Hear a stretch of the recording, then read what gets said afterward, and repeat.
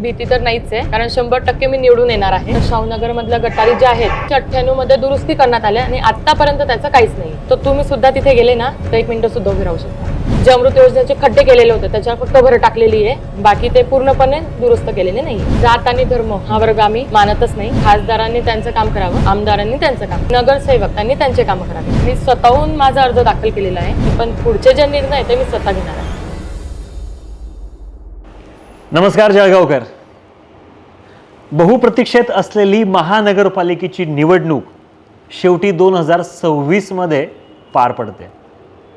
जळगाव महानगरपालिका, या महानगरपालिकेकडे फक्त खान्देश विभाग नाही, महाराष्ट्र राज्य नाही, तर संपूर्ण भारताचं लक्ष लागून आहे.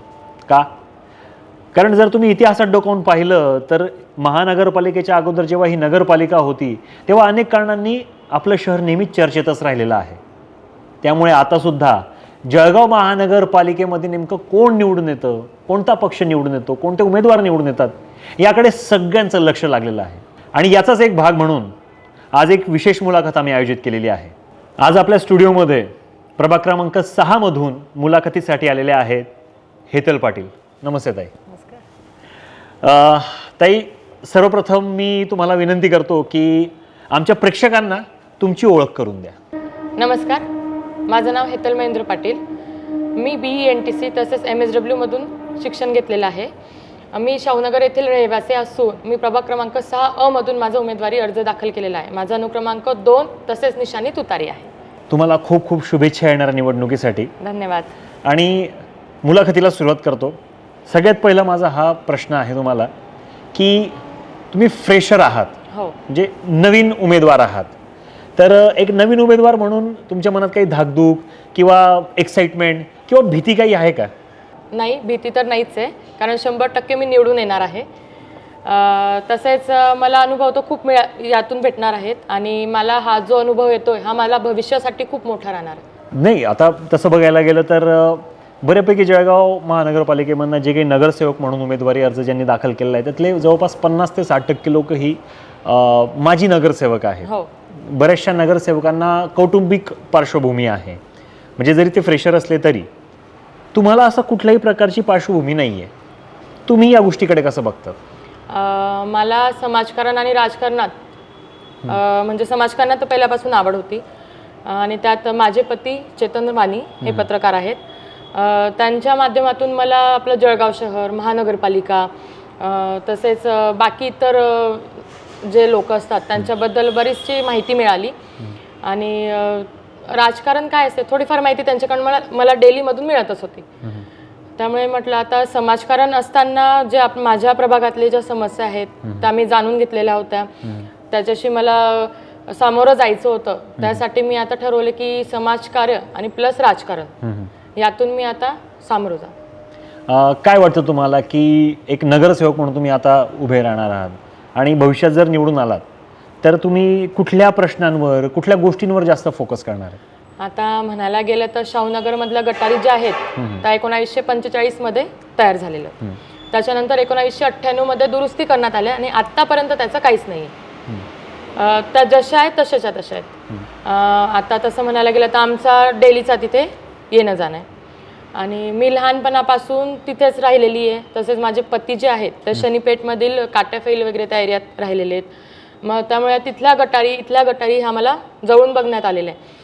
तसं म्हणायला गेलं तर तुम्ही सुद्धा तिथे गेले ना तर 1 मिनिट सुद्धा उभे राहू शकणार नाही. पण तिथले रहिवासी 50 वर्षापासून तिथे राहत आहेत. त्यांच्यासाठी अतिशय म्हणजे ती वाईट परिस्थिती की त्यांना आरोग्यातून जावे लागतात. त्यांच्या घरात अगदी लहान लहान मुलं आहेत, वयस्कर लोक आहेत, आरोग्याचं त्यांना खूप समस्या येतात. आणि आपल्या ज्या अमृत योजना तिथे आलेली आहे त्या गटारीच्याच माध्यमातून त्या गेलेल्या आहेत. मग ती जर समजा पाईपलाईन फुटली इन केस तर ते सगळं पाणी दूषित होईल आणि आरोग्याच्या समस्या परत सुरू होतील. आणि शाहूनगर हा म्हणायला गेला तर स्लम एरिया येतो. तिथे सगळे जे वास्तव्य आहे ते अतिशय गरिबी स्वरूपाचं आहे. त्यामुळे त्यांना ते आरोग्य म्हणजे आलं की थोडं भीतीदायक आहे. जे अमृत योजनेचे खड्डे केलेले होते त्याच्यावर फक्त भर टाकलेली आहे, बाकी ते पूर्णपणे दुरुस्त केलेले नाही आहेत. नाही, आता जर एकंदरीत तुमचा प्रभाग क्रमांक 6 बघितला तर याच्यामध्ये बहुल समाज हा मुस्लिम समाज आहे, जसं तुम्ही आता सांगितलं. तर मग तुम्हाला काय वाटतं की मुस्लिम समाज जास्त आहे, त्यातल्या त्यात आघाडीकडनं तुम्ही उभे आहात, तर याचा बेनिफिट तुम्हाला आहे का? कसं बघतात तुम्ही ह्या जात आणि धर्म हा वर्ग आम्ही मानतच नाही. जसं गुढीपाडवा साजरी करतो तसंच ईद सुद्धा साजरी करतो. त्यामुळे आम्हाला ते दोघं जे समाज आहे ते आपले वाटतात. आता बऱ्यापैकी जर बघायला गेलं तर बरेचसे नगरसेवकांचं जर मॅनिफेस्टो म्हणजे जे ब्ल्यू प्रिंट, तसं तर बऱ्यापैकी सगळे नगरसेवक एका A4 कागदावरच त्यांची ब्ल्यू प्रिंट घेऊन फिरतायत. त्याच्यामध्ये बरंच जर तुम्ही वाचलं तर कोणी म्हणतं आम्ही हॉस्पिटल बांधू, कोणी म्हणतं आम्ही रोजगार निर्मिती करू, कोणी म्हणतंय की आम्ही जसं की या हायवे जातोय तर हायवेच्या ठिकाणी आम्ही काहीतरी नवनिर्मिती करू, काही रोजगारासंदर्भात असेल, फॅक्टरीज असेल, हे असेल. मग तुम्हाला नाही वाटत का की मत नगरसेवकाचं हे काम आहे का, किंवा त्यांनी हे केलं पाहिजे का? नाही, ॲक्च्युली खासदारांनी त्यांचं काम करावं, आमदारांनी त्यांचं काम करावं आणि नगरसेवक त्यांनी त्यांचे काम करावे. जसे की आता मूलभूत सुविधा असतात ज्या लोकांपर्यंत आजपर्यंत पोहोचलेल्या नाही आहे. आपल्या भारताला स्वातंत्र्य मिळून 75 वर्ष झालेले आहेत. तर असं वाटतं की ते पुढे गेलेलं आहे, लोकांना असं वाटतं, पण ते ॲक्च्युली पुढे नाही, आपण मागेच आहेत. तर पुढे जाण्यासाठी नगरसेवक आहे ना, त्याने फक्त मूलभूत सुविधा पूर्ण कराव्यात. जसं की गटारी, रस्ते आणि पाणी आणि बाकी आरोग्य सुविधा, याच्यावरती फोकस करून पुढे आपल्याला ते पूर्ण झाल्यानंतर पुढच्या गोष्टींकडे आपण वळावं. नक्कीच ताई, पुढचा प्रश्न थोडासा तुम्हाला बुचकाट टाकणारा असू शकतो, पण मी नक्की विचारणार आहे. तो असा की महायुती विरुद्ध महाविकास आघाडी हा संघर्ष संपूर्ण महाराष्ट्रात बघतोय आणि अर्थात तो आपल्या जळगावमध्ये देखील आहे. तुमच्या पाठीमागे संघ उभा आहे असं मी नाही, अशी चर्चा आहे की तुमचे पती असतील तेली यांचं संघाशी खूप चांगल्या पद्धतीचे संबंध आहेत आणि त्यामुळे तुम्ही राष्ट्रवादी तुतारीकडनं जरी उभे असलात तरी तुम्हाला तो एक हिडन बेनिफिट असण्याची शक्यता आहे, अशी चर्चा आहे. आणि त्यातल्या त्यात उद्धव बाळासाहेब ठाकरे शिवसेना पक्षाकडनं देखील BJPने उमेदवार दिल्याची चर्चा आहे. त्याच्यामुळे साहजिकच तुमच्यासाठी खूप मोठे प्रॉब्लेम्स उभे राहतील असं सगळीकडनं म्हणण्यात येतं. तर तुम्हाला काय वाटतं या विषयाकडे? माझे पती पत्रकार आहेत. त्यांचे म्हणायला गेलं तर पक्ष आणि संघ यांच्याशी संबंध येतो. त्यांना विविध कार्यक्रमांमध्ये बोलवलं जातं. त्यामुळे पत्रकार बंधू जे असतात त्यांचा जो ग्रुप असतो त्यांना तिथे जाणं गरजेचंच राहतं. आणि बाकी मदत करतील की नाही हे आता बाहेर चर्चा सुरू आहे, त्यामुळे आम्हाला माहिती नाही. आणि बाकी म्हणायला गेलं तर जे विरोधात आमचे उभे आहेत ते BJPने आमचे मतं विभाजित करण्यासाठी उभं करण्यात आलेले, जेणेकरून त्यांचे म्हणजे आमचे मतं विभाजित झाले तर हा फायदा BJPच्या उमेदवाराला होईल असं त्यांना वाटतंय. तसं होईल का?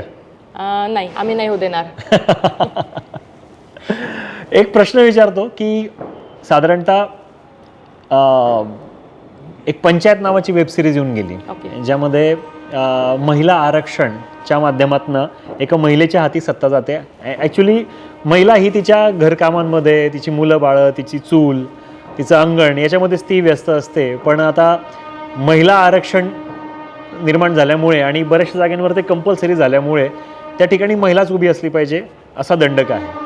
आणि बरेचसे उमेदवार ज्या प्रभागातनं म्हणा, ज्या मतदारसंघातनं स्वतःसाठी तयारी करत असतात आणि अचानक जर ते महिला आरक्षण येतं तर ते त्यावेळेला त्यांच्या पत्नीला, त्यांच्या बहिणीला किंवा आईला पुढे करतात त्यावेळेला. आणि मग काम करणारे किंवा सगळ्या ठिकाणी हारतुरे मिरवण्यासाठी पतिदेव आणि फक्त सह्या करण्यासाठी बायको, असं एकंदरीत ते चित्र निर्माण होतं. बऱ्याच ठिकाणी निर्माण होतं, असं नाही म्हणणार की प्रत्येक ठिकाणी असं, पण बऱ्याच ठिकाणी निर्माण होतं.